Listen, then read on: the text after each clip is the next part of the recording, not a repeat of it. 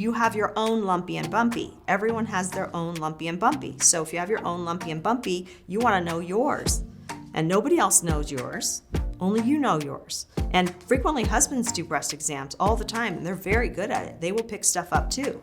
So I feel like whoever does the breast exam, I still think very strongly that you as a female owning your own body is the one that is supposed to do that. I would not abrogate that to a partner. I really feel like that's great. If you catch something, please tell me. But I think that it's your own body that you should be paying attention to. And I think in terms of imaging for early breast cancer detection, I think that I love automated breast ultrasound. It's almost equivalent to 3D tomosynthesis. It's not covered by insurance, but it's an alternative that is equivalent scientifically for early breast cancer detection.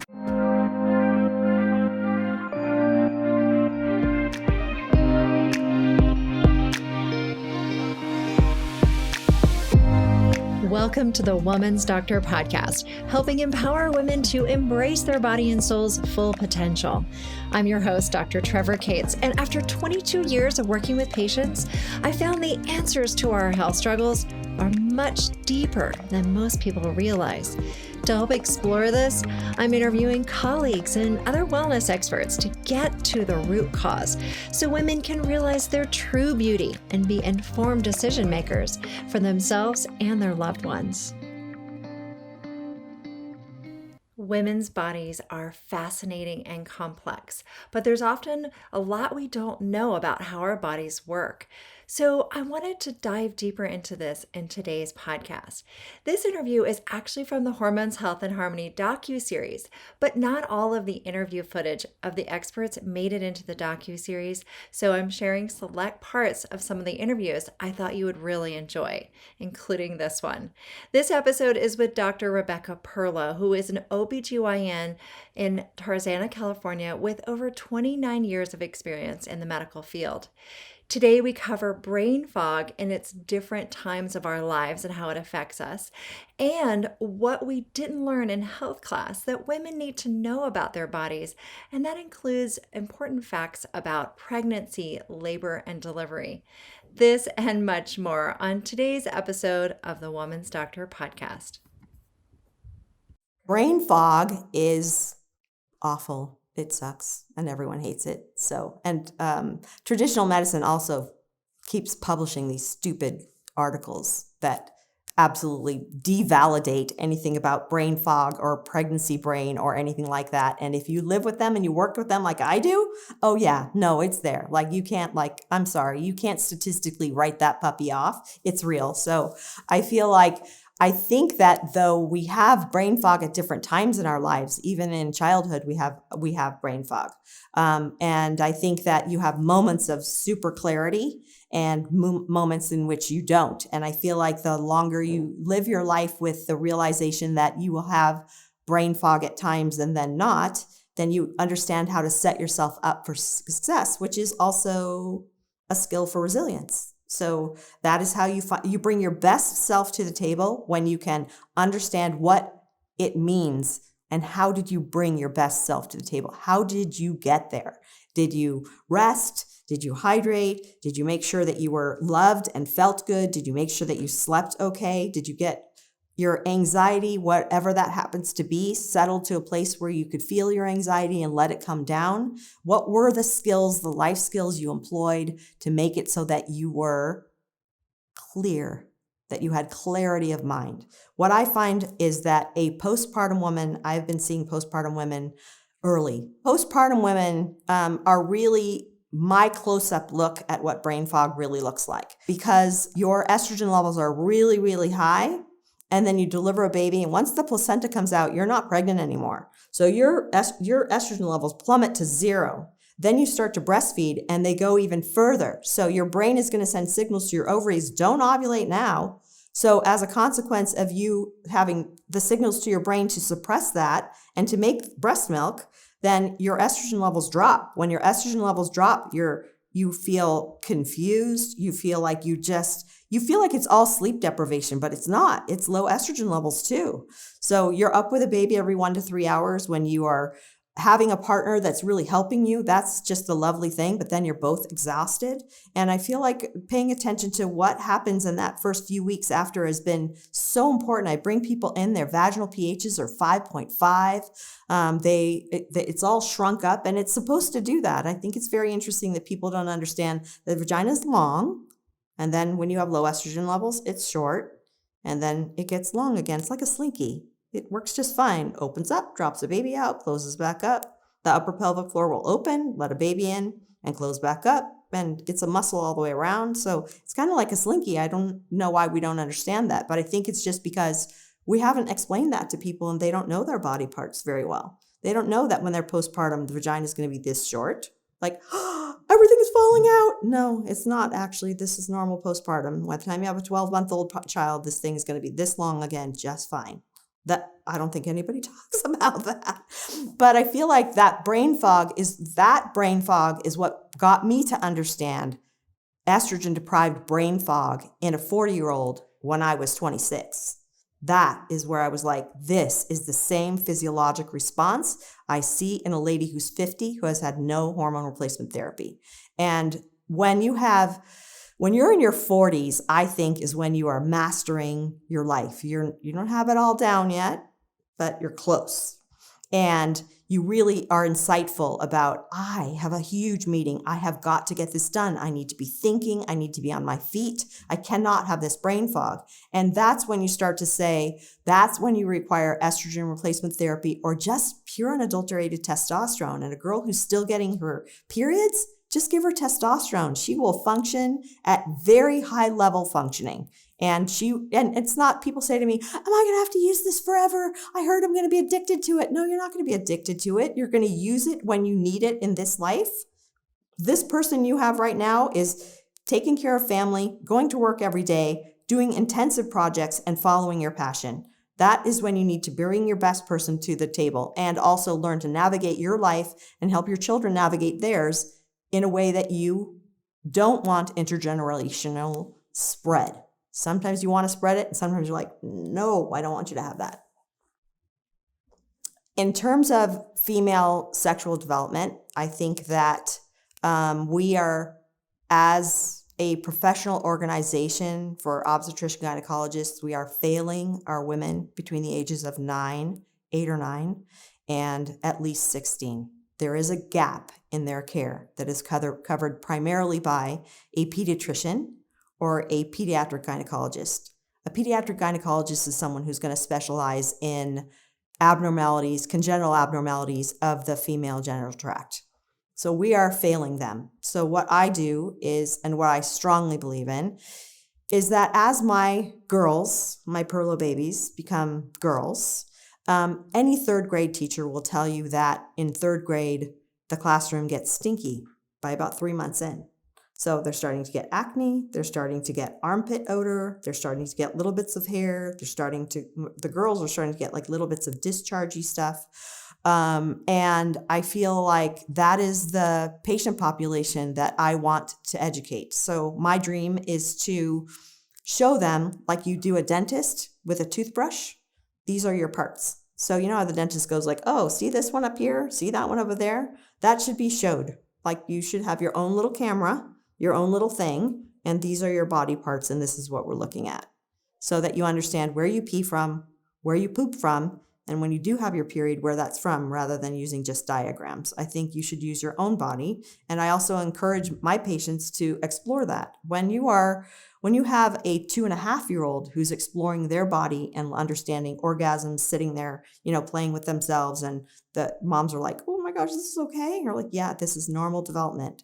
Identifying that that's normal development is really important, unless you have a traumatized human being who, during that interaction, somebody thought that meant that they wanted to have sex with them. So that needs to stop. And we need to educate people that that's not what your 2.5-year-old is inviting you to do. Your 2.5-year-old is exploring themselves and needs to be left like that to just discover it themselves. Then when they are allowed to do that, if they get to a certain age group at 9 or 10, they don't have that same kind of shame about what is down there. And I feel like I don't mind the term lady parts, as long as you can define them for me, really. So I have to go, okay, like, can you define that for me? Because I want to hear a little more in detail. That's like saying you have a red book. Yep, the book is red. Yeah, right. Yeah, there's something deeper inside there. So I need you to know the parts. So that's how I feel about that. So what are the leading parts that we need to know about? I think you need to know about, I would start from the top, your brain, your breasts, your uterus, your ovaries, the inner part of you that is as much a female part of you as any outer part of you. And it reacts and moves and kind of has its own style. It's like somebody even the other day was telling me, like, I think my uterus is kind of doing this. And I'm like, yeah, it's a muscle. It's supposed to do that. It does that occasionally, especially if your bowel pisses it off and moves it out of the way. Then it goes, oh, like, then you're like, oh, what is that? You're like, yeah, that's my insides. That's part of me. So I think that it's part of all of that. And then you can get to the obvious part which is the outside lady parts, which Ken and Barbie don't have, but real people do have. And I do like that, like basically you have your clitoris, your clitoral hood, a prepuce is just like the little things on the side, that kind of hold it up. So it's kind of like the place that holds up the penis for a guy. It's called a crurus, and it holds it up for them. So you literally do get an erection where it comes up like that. And it's tiny, but it's there and it's powerful and it does all the stuff it's supposed to do. And then underneath that, you have this area that can get traumatized from just putting something inside, whether that be a tampon or a penis or a dildo or a product.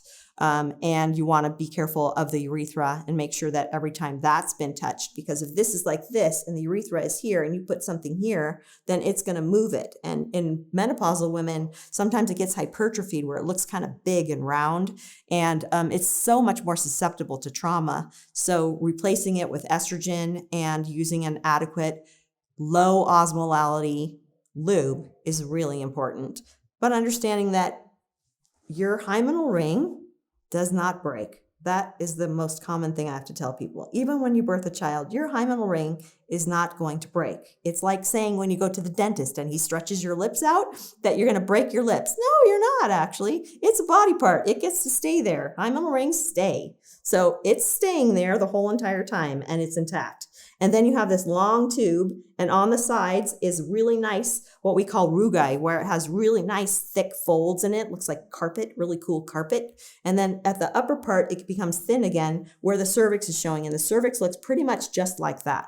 I want every single girl to know what theirs looks like. It looks different. It's as different as every person in this room. My nose is different from your nose, is different from everybody else's nose, and so is this nose different. So I feel like I would like them to have more ownership of what exactly that looks like, and that's my intent. For breast health, I think that it's been proven quite nicely that self-breast examination is not useful. So I think that's hogwash. I think you should always know yourself, but everyone keeps saying, don't do a pelvic exam and don't do your own, like internal medicine, when you go to see a doctor, you shouldn't be doing a pelvic exam anymore. I don't believe in that. And I also feel like the breast exam is a really important part of knowing your own body. So like, it's telling us not to do our hair. Like, are you kidding? Like, that's crazy. So what I find the most common misunderstanding is that people do not understand that breast tissue comes all the way up here. So if you do your breast exam like this, I have to go all the freak up here to examine you. So when I bring your arm down like this, then it's not on stretch, so you can feel more. So then you come here. If you're not pushing towards your latissimus dorsi here, you're not feeling the under portion of the breast. So, and then you go all the way around and use your one hand for this one and use this one for this one. That way you teach both your brain to tell your hands what is not okay with you. And when people find breast masses, or the bulk of people that have ever had breast cancer in my practice found it themselves. So that is just hogwash to tell people not to do that. That's just absolutely insane. So my feeling is, when you teach people how to do a proper breast exam, if they're still having cycles, they also need to do that breast exam when they're on their period. Do not get a mammogram when you are premenstrual. Don't do that. It hurts like crazy. You'll think that you can't stand mammograms. They hurt so bad. I'm like, yeah, that's because you did it before you had your period. Do it after, when they're not so sensitive and not so tender, and when you think you can comply with the painfulness of the exam. It's not that painful, but you do have to go. You do, so I love automated breast ultrasound too. I love that. And in terms of, I just think that that's a winner. It has a high detection rate like tomosynthesis does. But I think early breast cancer detection is really important. I have a sister that died of breast cancer at 40 years old. I gave her the money to get a mammogram when she was 36, and she used it for groceries instead. And she died before I hit my second year of medical school. So it's a really big deal for me that we do early breast cancer detection. And what does that mean? That starts with teaching people how to do breast exams while they are cycling females to start with. So you understand what it feels like premenstrually and afterwards, what it feels like when you're ovulating, that same kind of concept. We have this cycle change that we have if we're not on birth control pills that we feel kind of go up and down, and we should understand those changes. And when your glands get full, you should also understand that there's stroma that is like, when you have a pack of grapes and you see the grapes and you have all the little things that's hanging from, like the branches it's hanging from, right? Well, that's exactly what the breast looks like. And then you stick that in Jell-O. And when you stick that in Jell-O, you understand that the Jell-O is the stroma. The little grapes are the glands that give you milk.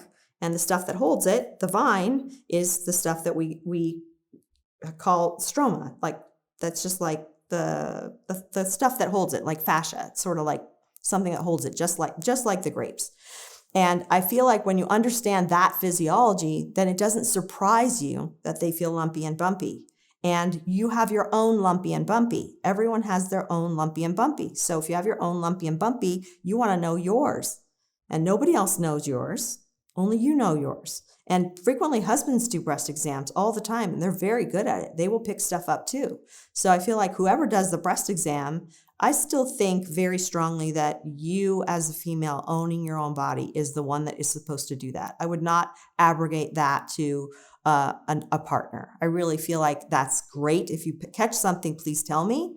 But I think that it's your own body that you should be paying attention to. And I think in terms of imaging for early breast cancer detection, I think that I love automated breast ultrasound. It's almost equivalent to 3D tomosynthesis. It's not covered by insurance, but it's an alternative that is equivalent scientifically for early breast cancer detection.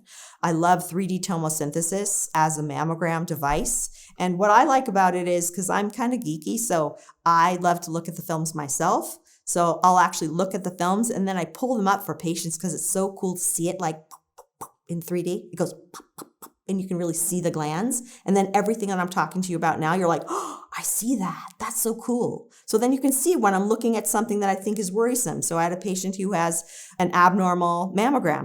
And she's like, I don't know what they're telling me. They told me I was fine, and now they're telling me I'm not. And I said, so let's sit down and look at the films, because you with your naked eyes can see that there's nothing harmful here at all. It is them covering themselves that they just need to make sure that you're going to come back. That's all that's about. That's not anything to do with you. It's all about, I'm a radiologist. I work in this center 15 days out of the month, and I work at another center 15 days out of the month, and the rest of the time I'm working in Australia, and I have this minute to make sure that you got what I wanted you to get and that you come back. It has nothing to do with you. So then when I show them the films and go, see this teeny little thing? Like that's what they had to call you back for. It's nothing. It doesn't have any calcifications. It doesn't have any color flow. And I think patients really understand that stuff. So I think that I love both of those imagings, but I will say that thermography is not something I would even let them spend money on. What would you say about like a healthy labor and delivery, what you like to see? Okay. So pregnancy for me, the very start of pregnancy for me is the beginning of our journey together. I think it's really important. You will face many of your demons during pregnancy, and so will your partner. So what I love about the way that it's structured is that we see each other at least every single month. And we really get to delve into, how are you feeling? Where are you emotionally? Where are you physically? I think that the structure of the insurance model is bring the patient in, measure, get a heartbeat, send them out. Weight, blood pressure, measurement, out. And I don't do that. So I don't let patients get away with that. So at every point in every one of our visits, we talk about, for example, like somebody could be 8 weeks pregnant and terrified of the delivery. So you're just like, you're 8 weeks pregnant. Like, okay, so you need to process. We have like your due date, when I give you a due date, is not 9 months. That's your 10th month.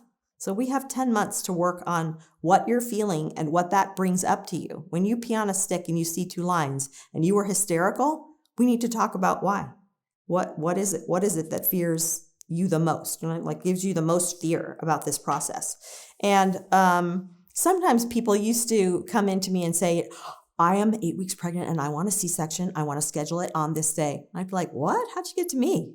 Like, I'm not the doctor for you. But then I realized that the reason why they say that is because they know so little about their body parts that as they grow and they get bigger, and by the time you're 9 months and you've got a head all the way down here, you're like, yeah, no, I don't really want that C-section thing, So I'm like, yeah, let's talk about what that means. And I feel like taking every single visit as an opportunity to really find out where both of them are. I have both of them come in. I do not like just a mom to come in by herself. I think there's a lot of, like trepidation from a male's point of view also about like, oh my gosh, am I going to have to see this stuff? What do I know? What don't I know? When do I tell her I really know nothing? So I feel like we get to know each other really well. So that family unit is really tied nicely together by the time we're there.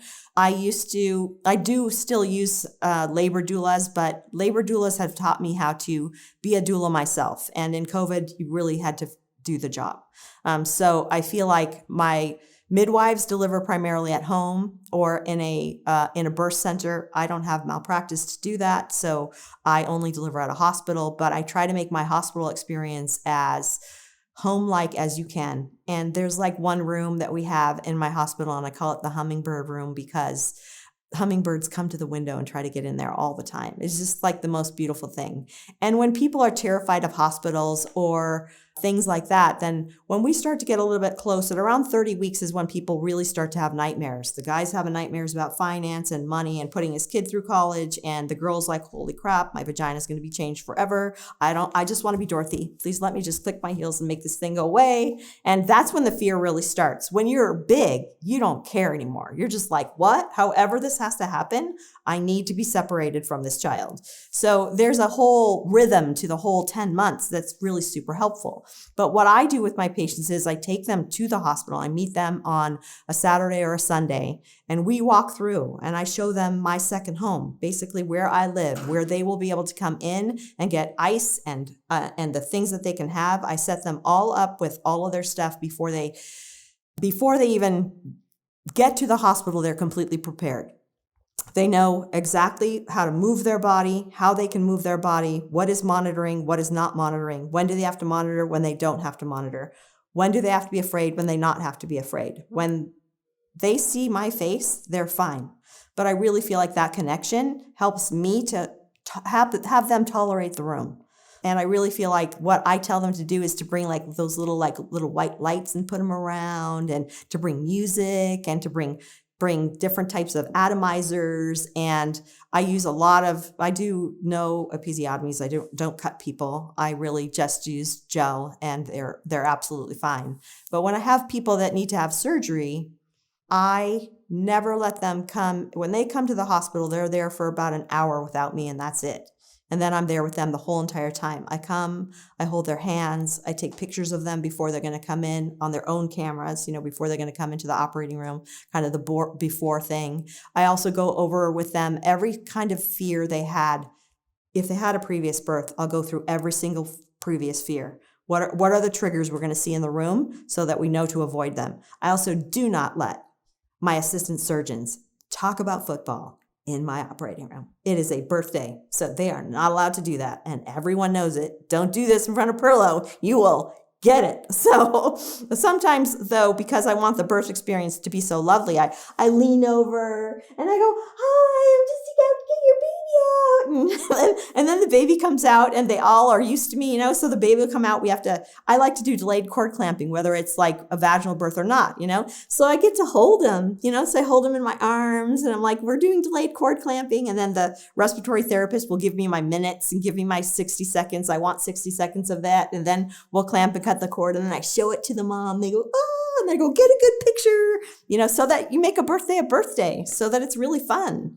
And that to me is taking a surgical situation or any type of hospital situation and turning it into a lovely life experience is really what we should do. That is how we should handle that.